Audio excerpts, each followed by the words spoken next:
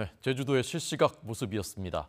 신림동 흉기 난동범이죠. 조선 어제 검찰로 넘겨졌습니다. 모방범죄 우려들이 나오고 있고 사형제 논의도 다시 불붙었습니다. 검사 출신의 법률가입니다. 김광삼 변호사 초대했습니다. 안녕하십니까? 네, 어서 오십시오. 예. 어제 검찰로 송치가 됐는데 어떤 혐의들이 적용됐습니까? 일단 뭐 대나대 신림역 근처에서 4명의 남성을 상대로 흉기를 휘둘렀지 않습니까? 네. 그중에 1명이 사망하고 3명이 다쳤어요. 그래서 살인의 고의를 가지고 했기 때문에 이제 살인죄가 인정이 되고, 네. 그다음에 나머지 3명에 대해서 이제 살인 미수죄가 되고요. 그다음에 흉기 2자루를 마트에서 절취를 했거든요. 네. 그러니까 이제 절도죄. 그다음에 범행 현장으로 이동하면서 택시를 타고 갔는데 예. 이제 택시비를 주지 않고 이제 도망을 갔어요. 금액은 뭐 크지 않습니다. 아마 네. 5천 원 얼마 정도 되는 것 같은데 네. 이거 자체는 이제 처음부터 예. 택시비를 낼 생각이 없었기 때문에 이제 사기죄 이렇게 해서 죄가 4개 정도 되는 거죠. 예. 그런 경우 사기죄가 적용되는군요. 그렇죠. 이제 우리가 무전 취시, 그러니까 식사로 가서 돈 낼 의사가 없으면서 뭐 식사를 했다랄지, 네. 아니면 이제 택시랄지, 아니면 뭐 교통 수단을 탔는데 원래부터 돈 낼 의사가 없이 이제 도망을 가고 그러면은 사기죄 해당이 됩니다. 예, 알겠습니다. 자, 신상 공개가 공식적으로 결정됐기 때문에 이제 이름도 나왔고 나이도 네네. 나왔고 이제 얼굴도 나왔습니다. 그리고 신상이 공개된 상태로 발언도 있었습니다. 송치되면서 들어보겠습니다. 왜 그러셨습니까? 죄송합니다. 계획했다는 거 인정하십니까? 언제부터 계획하신 건가요? 홍콩 묻지마 살인 검색하신 거 맞나요? 네, 작게 얘기하긴 했지만 계획한 것이 맞냐라고 하니까 예 하는 그 소리가 들렸거든요. 네네. 처음하고는 좀 달라진 거죠, 진술이? 예, 그렇습니다. 처음에 이제 우발적 범행이라고 이렇게 얘기를 했었죠. 네. 그런데 이제 경찰에서 여러 가지 조사를 많이 했어요. 이제 휴대폰과 관련된 부분도 조사를 했고, 이제 PC 같은 경우도 사실 부셨는데 네. 하드웨어는 이제 고장이 안 났기 때문에 예. 하드웨어도 아마 복원을 한 걸로 알려져 있고요. 또 여러 가지 뭐 인터넷 뭐 검색한 걸 보니까 네. 이제 의도적으로 살인하기 위해서 이제 준비했다는 것들이 너무 명백하게 밝혀졌습니다. 그래서 네. 아마 본인이 처음에 우발적 범행이라고 얘기할 때는 뭐 살인에 있어서는 아마 인터넷 검색해 보면 우발적이냐 계획적이냐에 따라서 이제 형량이 많이 달라질 수 있거든요. 그래서 그렇군요. 처음에는 이제 우발적 범행이라고 우기다가 예. 이제 조사를 하면서 여러 가지 관련된 증거를 대니까 이제 어쩔 수 없이 이건 내가 계획해서 한 범행이다 네. 이렇게 자백을 한 걸로 보여요. 예. 우발적으로 살인했을 경우엔 형량이 많이 적어집니까? 뭐 그 범행의 대상, 죄질, 상황 뭐 여러 가지 종합적인 판단하는데 네. 우발적인 것은 이제 계획적인 거는 많이 차이가 있죠. 계획적인 것은 정말 죄질이 불량하잖아요. 어느 타켓을 정하고 그 전에 범행의 준비를 다 해가지고 하기 때문에 네. 이거 자체는 이제 범행의 어떤 수단과 방법 이런 것도 굉장히 죄질이 불량한 거고, 우발적인 순간적 감정에 의해서 네. 또는 아니면 뭐 싸우다가 일어났기 때문에 뭐 형량에 있어서 상당히 참작할 사유가 있는 거죠. 그렇군요. 경찰에서 오래전부터 살인 욕구가 있었다 이런 진술도 했다면서요? 네, 본인이 뭐 얘기를 다 했어요. 살인 욕구가 오래전부터 있었다. 그리고 이제 본인 자체가 이제 신체에 대한 컴플렉스, 환경에 대한 그런 열등감 이런 게 있었다고 그래요. 그래서 나는 이렇게 사는데 왜 다른 사람들은 저렇게 살까? 예. 잘 산다고 생각을 한 거예요. 그래서 그로 인해서 이제 분노가 치밀어오고, 그래서 전부터 이제 살인을 하겠다는 생각이 계속 들었고, 그래서 그 어떤 살인을 하기 위해서 살해 방법이랄지, 그다음에 이제 어느 곳이 사람이 약한지, 예. 또 어떤 흉기가 사람을 살해하는 데 있어서 적합한지 이런 것까지 다 준비를 했다는 거예요. 그러니까 이제 본인이 아주 계획적으로 지었고 또 어릴 때부터 상당히 이제 비행을 많이 저지른 상태에서 자신의 어떤 그러한 열등감, 컴플렉스를 자신의 탓이 아니고 타인의 탓으로 돌리는 거죠. 그래서 거기서 이제 분노가 일어나면서 이제 타인을 살해한 건데, 사실은 지금 일반적으로 어떤 살해에 있어서는 약자인 뭐 피해자가 여자, 노약자 이런 대상으로 삼거든요. 근데 이번에 이제 조선의 범행을 보면 오히려 건장한 남성을 상대로 살해를 시도했단 말이에요. 그럼 나보다도 더 어떻게 보면 신체 조건이 좋은 사람, 이런 사람들에 대한 분노 이런 것들이 작용하지 않았나 싶습니다. 네. 조금 전에 이제 그 지인한테 누군가를 때려서 1, 2년은 교도소에 있다 올 것 같다라고 했다는데, 이건 이제 그 누군가를 죽인다고 한 것이 아니라 때린다. 그다음에 형량도 이제 1, 2년 이제 뭔가 이제 그걸 검색해서 알아본 것 같단 말이죠. 이건 네. 어떻게 해석하셨습니까? 아마 이제 처음에 어떤 범행을 하기 전에는 뭐 그냥 단순히 다른 사람을 뭐 폭행을 한다랄지 상해를 입혀서 피해를 입혀야겠다 이제 이런 생각을 했을 가능성도 꽤 커요. 네. 그런데 일단 저렇게 이 얘기를 한 다음에 이제 어떻게 할 것인가에 대해서 본인의 좀 심경 변화가 있지 않았을까 싶습니다. 예. 더군다나 인터넷 같은 걸 통해서 온라인 커뮤니티 이런 걸 통해서 보면서 어떻게 범행을 해야겠다 이런 식으로 해서 아예 나의 분노를 표출하려고 하면 이제 확실하게 해야겠다. 그리고 상대방에게 아주 치명적으로 해야겠다. 이제 그런 생각으로 바뀌었을 가능성이 크죠. 네. 그래서 지인한테 처음 얘기할 때는 단순한 어떤 보복의 성격을 가졌다가 네. 이것이 좀 더 확대되지 않았나 싶습니다. 네. 아까 그 취재진들이 홍콩 묻지마 살인을 검색하지 않았느냐라고 물어봤는데 이게 실제로 홍콩에서 지난달 2일에 발생했었던 사건이라고요. 네네. 지난달 6월 2일 날 발생을 했어요. 이 내용은 이제 홍콩의 그 쇼핑몰에서 네. 2층에서 흉기를 구입을 합니다. 그리고 3층에 올라가서 이제 화장품 가게에서 예. 피해자들 상대로 또 묻지마 살해를 해요. 그래서 예, 두 명이 정신질환자 30대 네네네. 남성이었죠. 조현병이 있는 걸로 알려졌어요. 아, 그래서 예. 두 명이 사망을 했는데 네. 이제 이 부분을 또 이 조선이 예. 또 인터넷 통해서 또 찾아본 걸로 나와 있어요. 네, 그래서 네. 흉기도 좀 비슷하고요. 그 이 홍콩 묻지마 살인도 보면 그게 뭐 급소를 한 번 찌르는 게 아니고 여러 번 반복해서 해서 살해를 하거든요.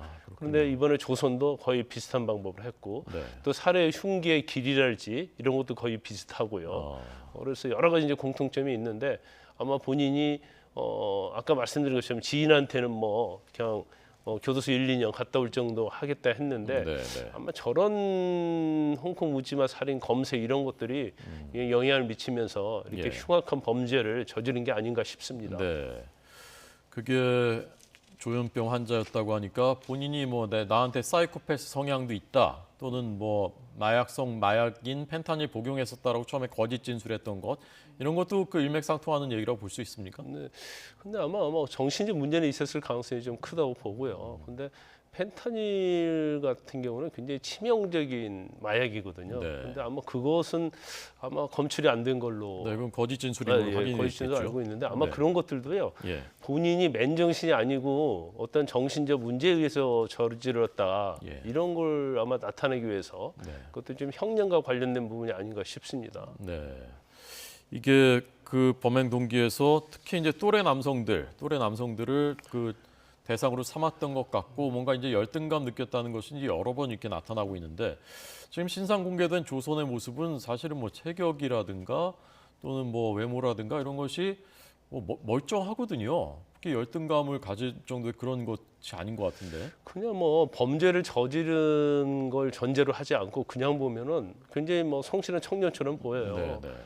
또 외모도 그렇고 근데 아마 신체적으로 본인이 좀 키가 작다고 알려져 있어요. 그래서 이제 본인이 한 얘기예요. 그래서 그 부분에 굉장히 열등감이 있었고 그다음에 이제 가정 환경도 그렇게 좋지 않았던 걸로 보입니다. 네. 이제 그러다 보니까 학교 생활도 제대로 할 수 없었고요. 네. 그리고 이제 자기 이야기는 그래요. 나는 이렇게 살고 싶지 않다. 그래서 나도 노력을 하려고 엄청 노력을 했는데 네. 왜 나는 이렇게밖에 되지 않을까? 이제 그런 생각을 했다는 거죠. 네. 그래서 나만 불행한다는 것은 참을 수가 없다. 그래서 남들을 불행하게 했다. 예. 그러면서 이제 자기 분노를 이제 타인에게 표출하면서 이러한 범행을 저지르게 됐다고 아마 본인이 얘기한 걸로 알려져 있습니다. 네. 그런 어떤 맥락에서는 최근에 우리 사회에 큰 충격 줬던 정유정 사건하고도 비슷한 그 공통점이 좀 있는 것 같습니다. 네, 뭐 좀 공통점이 상당히 있죠. 정유정도 상당히 이제 신체적 열등감이 있었고요. 이제 가정 환경도 그렇게 좋지는 않았어요. 그러면 이제 성장 과정에서 보면 이제 학교에서도 그렇게 어울리는 성격이 아니었고, 네, 네. 그리고 이제 본인과 관련돼서도 자기의 어떤 불행을 이제 남의 탓으로 돌리는. 그러면서 결국은 이제 남의 탓을 돌리다 보니까 이제 남들과 소통할 수 없는 거예요. 그러다 보니까 은둔형 외톨이로 갔고, 네. 이제 은둔형 외톨이다 보니까 이제 뭐 사고의 세계랄지 이런 것들이 원만하지 못하죠. 네, 네. 그러면서 어떤 형식으로든지 이제 합리적인 사고를 하지 못하기 때문에 예. 나의 이런 불행의 결과를 다른 사람의 탓으로 돌리고 네. 그러면서 이제 살해를 한 거기 때문에 어떻게 보면 상당히 이제 유사성이 좀 많이 있는 그런 사건이다 이렇게 볼 수 있습니다. 네. 일본은 사실 그 꽤 오래전부터 이런 은둔형 외톨이가 사회적인 문제가 됐었는데 우리나라에서도 이런 경고음이 있었습니다만은 최근에 잇따라 충격적인 사건들이 실제로 이제 표출이 되니까 이 문제를 이제 어떻게 풀어야 될 것인지 좀 현장 경험들이 많으시니까 어떻게 보십니까? 근데 이게 사실 이제 은둔형 외톨이가 50만, 60만 이상 된다고 그러지 않습니까? 네. 그런데 이 정도의 인구가 된다고 하는 것은 이건 사회적 큰 문제죠. 네. 단지 이제 그런 것 같아요. 이제 잠재적으로 그냥 외톨이에 그치는 경우가 있고, 근데 외톨이에서 벗어나서 뭔가 행동으로 옮기는 그런 경우가 있거든요. 네, 그래서 이런 사회의 어떤 구조적 문제에 대해서는 특히 이제 문제되는 게 청년들 아닙니까? 네. 그래서 어떤 심리적인 치료랄지 아니면 어떤 일종의 저는 이제 밖으로 나올 수 있게 하는 것은 이제 재활의 일종이라고 보거든요. 네, 네. 이런 거에 좀 더 우리가 심각하게 봐야 한다. 예를 들어서 집안에만 있더라지 방에만 있으니까 외부로는 나타나지 않잖아요. 네, 네. 그러면 아무 일이 없는 것처럼 생각할 수 있거든요. 네, 네. 그래서 이런 부분은 좀 더 정부가 아니면 예. 관계기관이 관심을 가지고 좀 많은 일을 해야 한다. 또 예. 밖으로 나올 수 있도록 하고 그런 사람들 뭐 일을 할 수 있더랄지 아니면 교육을 받을 수 있더랄지 네. 이런 어떤 제도적인 측면에서도 많이 고려를 해야 한다 이렇게 봅니다. 네. 자, 유족들의 일부가 이제 사형 선고해달라 청원을 하고 있고 그런데 우리나라에서는 이제 사형 집행된 지가 1997년 이후에 이제 없고 그래서 뭐 한동훈 장관은 이런 뭐죠 가석방 없는 종신형 네, 뭐 네, 네. 어떤 대안 중에 하나가 아니냐라고 말하기도 했는데 이 부분은 어떻게 보십니까? 일단 이제 가석방 없는 종신형이라는 개념은 그냥 평생을 살게 한다는 거예요. 네. 지금 우리가 일반적으로 살인죄는 5년 이상의 징역, 무기, 사형이거든요. 네. 근데 이제 사형제에 대해서는 사실은 세계적인 추세도 그렇고요. 이제 폐지하는 그런 경향으로 좀 가고 있죠. 네. 일부 뭐 이슬람이랄지 아프리카 같은 데를 제외하고는 그리고 또 사형이 선고돼도 사실은 이제 집행을 하지 않습니다. 거의. 그래서 이제 사형제도의 존폐에 대해서는 논란이 있지만 네. 제가 볼 때는 우리나라에서는 실질적으로 폐지된 거나 다름없다는 생각을 하고요. 네. 그냥 무기징역을 선고하게 되면 20년 이상 복역을 하면 이제 가석방이 될 수가 있어요. 네. 그러면 사실은 이제 유족의 입장이랄지 뭐 관련된 사람 입장에서는 굉장히 그거에 대해서 거부감이 있고 불안할 수 있는 거죠. 네. 네. 그래서 이제 사형은 완전히 뭐 격리를 하는 거잖아요. 예. 뭐 물론 뭐 살아 있어도 격리한 거 다르겠지만 그래서 가석방 없는 종신형이라는 것은 사실은 그냥 종신형을 하는 게 아니고 예를 들어서 뭐 30이다 그러면 뭐 평균 연령 수명이 80이라고 하면 60 정도를 복역을 하게 되면 뭐 거의 생을 마감할 수 있지 않습니까? 네, 네. 근데 이제 사람은 수명을 모르는 거예요. 예. 그래서 미국처럼 100년, 200년을 선고하는 거죠. 그러면 사실은 수명을 다해야만이 교도소에서 출소할 수 있는 겁니다. 그럼 그래서 미국의 경우에는 그렇게 형량을 선고하면은 가석방은 없습니까? 그리고 없죠. 제도적으로. 없죠. 왜냐하면 뭐 경우에 따라서 뭐 100년, 120년 이렇게 선고를 하게 돼 버리면 네, 네. 나올 수 있는 여지가 전혀 없어요. 예. 그래서 뭐 저도 어차피 이제 사형이 집행이 안 되고 있고 사형 선고를 거의 안 하고 있거든요. 네. 그러면 뭐 가석방 없는 종신형 제도도 도입하는 것이 뭐 상당히 바람직하다 이렇게 봅니다. 네. 자, 이 부분은 사회적으로 앞으로 이제 토론이 있어야 될 부분인 것 같습니다. 사회 구조적으로 보면 이제 앞서 짚어본 우리가 이제 은둔형 외톨이가 이제 범죄로 나아가는 이거 이제 하나 큰 문제 이제 병리이고 두 번째가 모방 범죄에 대한 우려거든요. 이제 약간 네. 그 조짐들이 나오거든요. 근데 이제 모방 범죄가 이게 굉장히 어려운 부분이에요. 예. 이제 우리가 예를 들어서 뭐 극단적인 선택을 누가 극단적인 선택을 하게 되면 뭐 인터넷 하면 밑에 부분에 뭐 상담 전화 이런 거 나오지 않습니까? 네. 근데 어떤 범죄가 있으면 특히 흉악 범죄 같은 경우에는 당연히 그 언론은 대서특필되거든요. 네. 그러면 그걸 보고 어떻게 해야겠다는 마음을 갖게 되는데 예. 이건 이제 근본적으로 어떻게 막아야 할 것인가? 이건 굉장히 예. 뭐 아주 어려운 부분이라고 봐요. 물론 이제 범죄도 모방 범죄도 뭐 범죄에 따라 좀 다양하기 때문에 네. 뭐 일률적으로 얘기할 수 없겠지만 특히 뭐 사람에 대한 테러랄지 뭐 살해랄지 이런 부분이 굉장히 중요하지 않습니까? 그래서 뭐 답은 없는 것 같아요. 답은 없는 것 같은데 이제 중요한 것은 인생에 관한 문제고 네. 특히 은둔형 외톨이랄지 이제 청소년들에 있어서는 사실은 어떠한 뭐 교육 과정을 거치느냐. 네. 또 경우에 따른 지금 조선 같은 경우에는 지금 소년부로 간 횟수가 14회다 그러거든요. 예. 그러면 그 과정에서 충분히 교정할 수 있는 기회가 있었는데 네. 14일 동안 사실은 우리 어떤 제도주의 시스템이 과연 교화나 교정할 수 있는 시스템을 갖추고 있느냐. 네. 제가 볼 때는 뭐 갖추고 있지 않다고 보거든요. 왜냐하면 이제 소년범 같은 경우에는 1호에서 10호 처분이 있는데 뭐 거의 뭐 수강명령, 사회봉사활동, 보호관찰 정도단 말이에요. 그게 과연 어떤 인성이랄지 그런 것들을 교화시킬 수 있는 그러한 어떤 영향을 후견인을 받을 수 연결해주는 없다는 그런 거죠. 제도도 있지 않습니까? 이제 그런 건 있죠. 뭐 어떤 선도 조건부 기소유예랄지 그런 경우에는 뭐 선도위원하고 같이 할 수 있게 하는데 그게 실질적으로 잘 이루어지지 않아요. 네. 그리고 또 그런 것들을 또 비행 소년들이 또 받아들인 경우가 많지 않아서 그런 부분도 뭐 굉장히 어려운 부분인데 사실 우리나라가 그렇게 제도적으로 또 잘 갖춰지지 않기 때문에 네. 사실 소년 비행, 우범, 재범의 위험성 이런 부분에 있어서는 교정이 제대로 이루어지지 않고 있다 이렇게 볼 수 있습니다. 네. 지금 잇따라 이제 인터넷에 뭐 살인 예고 뭐 이런 것들을 그 게시글을 올리는 게 경우들 지금 이제 다 구속은 되고 있는데 이런 경우에 어떤 그 혐의가 적용되는 겁니까? 일단 지금 신림역 살인 사건을 또 모방해서 네. 내가 신림역에 가서 20명을 살해하겠다. 그것도 막 특정을 합니다. 여성을 살해하겠다 하고 네. 그다음에 내가 그런 살해를 하기 위해서 이러한 흉기를 구입했다 해가지고 영수증과 구매 내역을 갖다가 인터넷에 또 올렸어요. 예. 그래서 이제 경찰이 결국 IP 통해서 이제 추적을 했고 결국 본인이 이제 겁이 나니까 자백을 했어요. 그래서 네. 검찰도 이제 협박죄죠. 예. 근데 협박 중에서도 어떤 위험한 물건을 가지고 협박을 하면 이제 특수 협박이라고 해서 네. 형량이 높습니다. 7년 이하 징역 1,000만 원 이하 벌금이에요.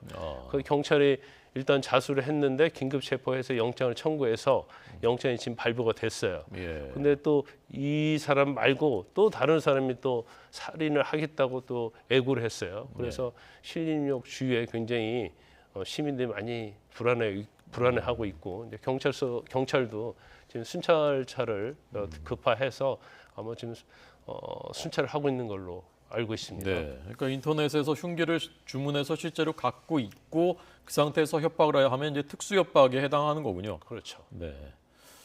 알겠습니다. 예, 워낙 이제 이런 사건들이 일어나다 보니까 호신용품에 대해서 이제 관심 갖고 또 구매 실제로 하고 하는 분들도 있는데 사용할 때 주의해야 될 것들이 있다면서요. 이제 호신용이라는 것이 사실은 이제 정당방위거든요. 네, 그러니까 예, 상대방이 나에게 어떤 해를 끼치려고 할 때 폭력이랄지 폭행이랄지 그럴 때 최소한도의 사용을 해야 한단 말이에요. 네, 네. 근데 과도하게 사용을 하면 우리나라가 이제 정당방위 요건에 대해서 굉장히 엄격해서 인정이 잘 안 돼요. 아, 그리고 경우에 따라서 이제 호신용이지만 사실 이게 흉기가 될 수 있거든요. 그렇죠. 그래서 사실은 상대방이 나에 대해서 어떤 해악을 할 생각이 없었는데 오해를 해가지고 네. 내가 그걸 사용한다랄지 하면 오히려 내가 특수 폭행, 특수 상해가 될 수가 있어요. 처벌받을 수 있는 거죠. 네, 네. 그래서 최소한도로 사용해야 하는데 사실 이제 이 경계를 또 지키기가 굉장히 어려운 측면이 있습니다. 네, 그래서 네. 이제 호신용을 가지고 다니는 것은 뭐 어쩔 수 없다 하더라도 네. 이걸 사용하는 데 있어서는 굉장히 신중을 기해야 하고 예. 상대방으로부터 공격이 없을 때 이걸 과잉으로 사용하게 되면 결국 처벌받을 수밖에 없는 상황이 올 수가 있어요. 네. 호신이라는 말 자체가 호가 이제 지키로 자니까 나를 지키라고 이제 갖고 있는 건데 그걸 공격용 무기를 쓰면은 그것은 이제 범죄가 되는 거고. 그렇죠. 예. 알겠습니다. 자, 오늘 이 신림역 흉기 난동 사건 사회적인 구조적인 문제 그리고 이 모방범죄 이런 것들을 어떻게 막을 수 있을지 김광삼 변호사의 해설 들었습니다. 감사합니다.